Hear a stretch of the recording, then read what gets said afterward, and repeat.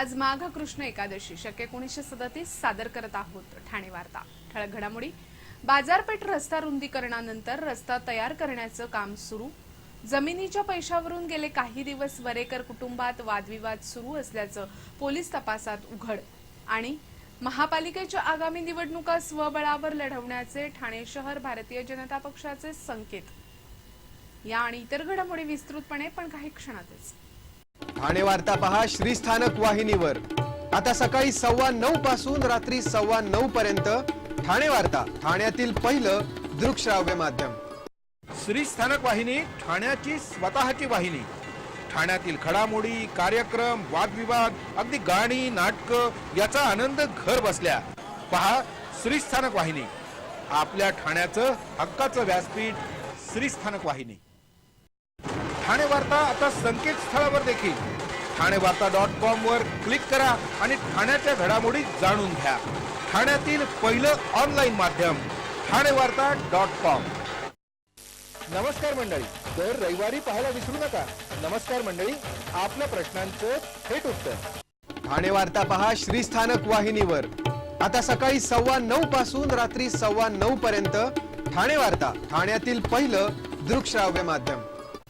गेली 2 वर्षे नोकरी नसल्यामुळे आर्थिक विवंचनेत असलेल्या हसनैन वरेकर याच्या आजोबांनी विकलेल्या जमिनीच्या पैशावरून गेले काही दिवस वरेकर कुटुंबात वादविवाद सुरू असल्याची माहिती पोलीस तपासात उघड झाली। वडवली येथील 14 जणांच्या भीषण हत्याकांडाचा या आर्थिक व्यवहाराशी संबंध आहे का, या दृष्टीनेही तपास सुरू असल्याची माहिती पोलीस सूत्रांनी दिली। नोकरी नसल्यानं हसनैन याला झटपट पैसा कमवण्याकरता शेअर बाजारात पैसे गुंतवण्याचा छंद जडला होता।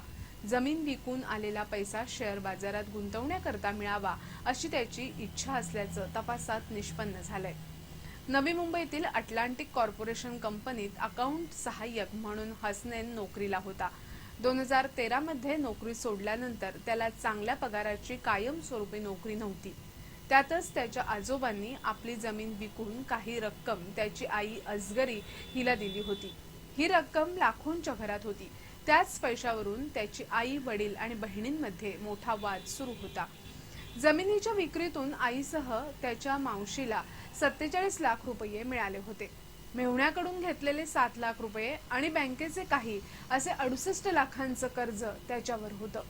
अर्थातच त्यानं स्वतःच्या 2 मुली, पत्नी, बहिणीसह 14 जणांचे हत्याकांड का घडवलं असावं हा प्रश्न 6 दिवसानंतरही अनुत्तरित आहे।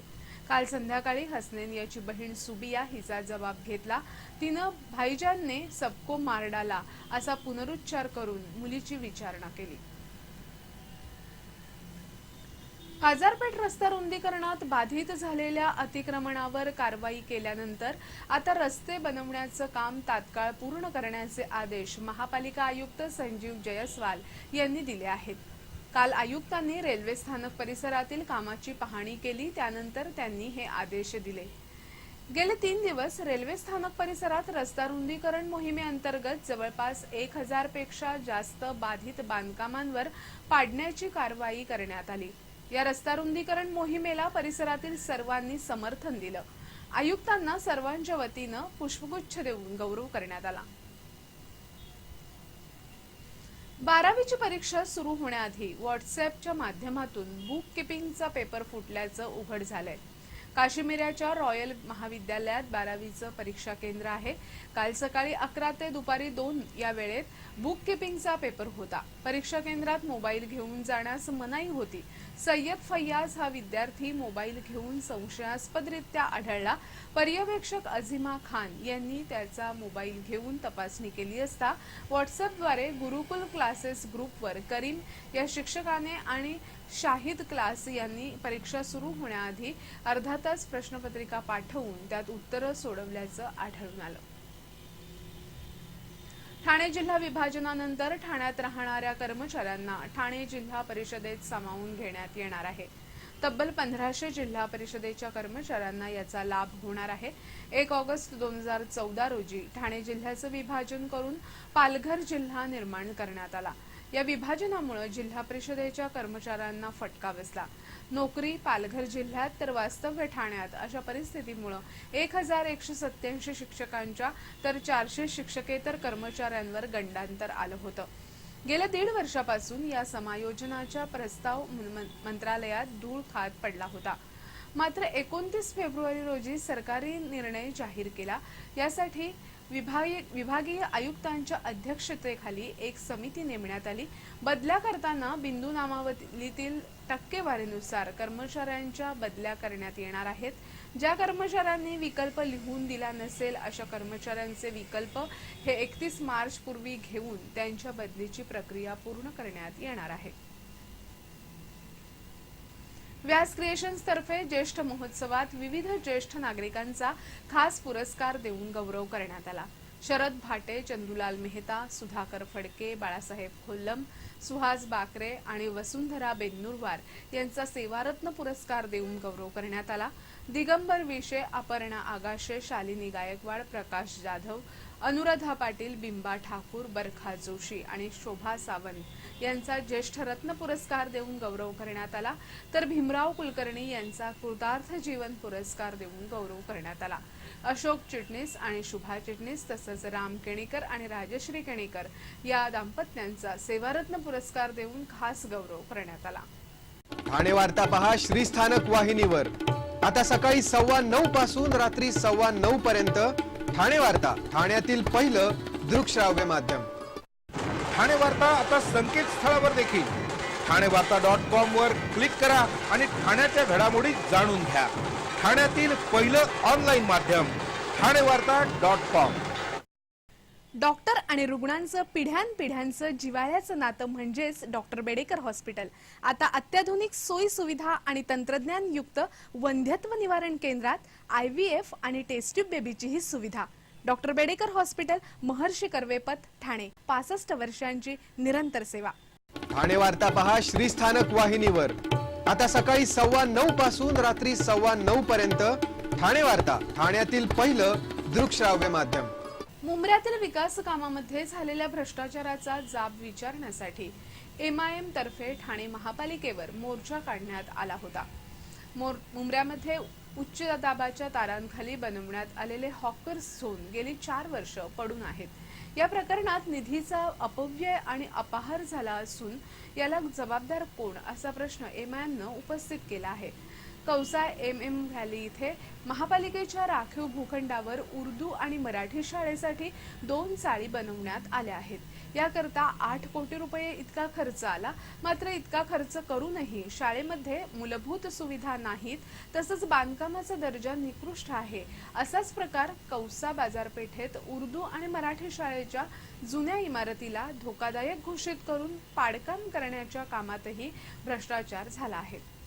मुंब्रा रेल्वे स्थानक परिसरात करण्यात आलेल्या विकास कामातही मोठा भ्रष्टाचार झाल्याचा आरोप आहे.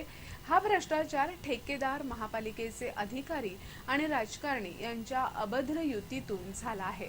या भ्रष्टाचाराची संपूर्ण चौकशी करून या प्रकरणी दोषींवर कारवाई करावी अशी मागणी करणारं एक निवेदन MIM तर्फे पालिका आयुक्तांना देण्यात आलं. कि अगर आप जाकर देखोगे तो 2 करोड़ का भी खर्चा नहीं दिखता है. स्कूल के अंदर जो हमने देखा है वहाँ भी परिस्थिति यही है. तो किसका पैसा जा रहा है ये सब? आपका, मेरा, तमाम टैक्स पेयर का जा रहा है स्टेशन में. और ये कौन कर रहा है? यहाँ के सारे वरिष्ठ जो नेता है, भ्रष्ट नेता है, NCP के नेता है, वो सब मिलकर यहाँ के जो ऑफिसर्स हैं इनके साथ एक संगठन में एक माफिया बनकर ये काम कर रहे हैं, जिसके विरुद्ध में MIM ने अपना प्रदर्शन किया और हम हमारा प्रदर्शन जारी रखेंगे अगर हमारी मांगे पूरी नहीं हुई और भ्रष्टाचार थाना से खत्म नहीं हुआ तो.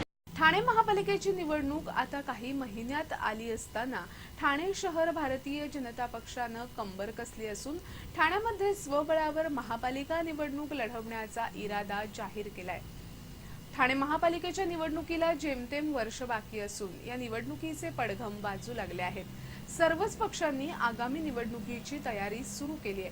या पार्श्वभूमीवर भारतीय जनता पक्षाचे ठाणे शहर अध्यक्ष संदीप लेले यांनी 72 जणांची जम्बो कार्यकारिणी जाहीर केली आहे.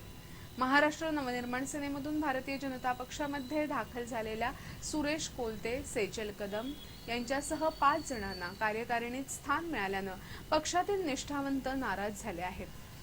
काँग्रेसमधून भारतीय जनता पक्षामध्ये आलेल्या सीताराम राणे यांची राष्ट्रीय सदस्यपदी नियुक्ती झाली आहे.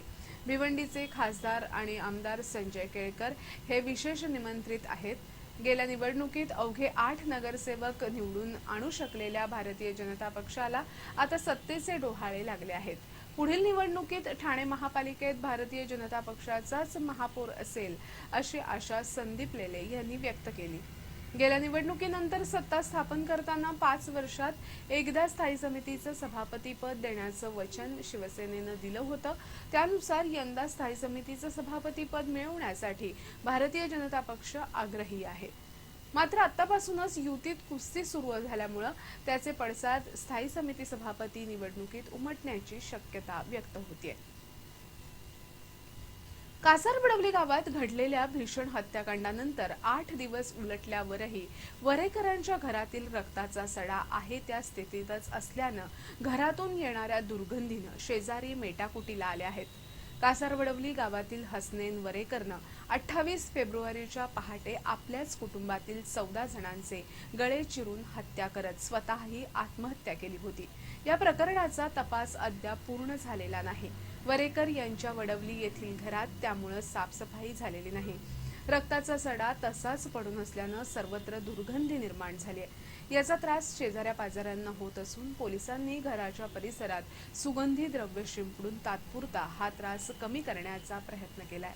वरेकरांच्या घरात असलेल्या एका कोंबड्यामुळे अलीकडेच घबराट निर्माण झाली होती. त्यामुळे शेजारी पाजाऱ्यांच्या लकड्यामुळे पोलिसांनी घरातील विजेचे दिवे अहोरात्र सुरू ठेवले आहेत. या हत्याकांडामुळे वडवली गावात कुणीही सोयरीक करण्यास धजावत नसल्याची माहिती समोर आली आहे. याच गावातील शेख कुटुंबातील वाग्निश्चय रद्द करण्यात आल्याचं सांगितलं जातंय.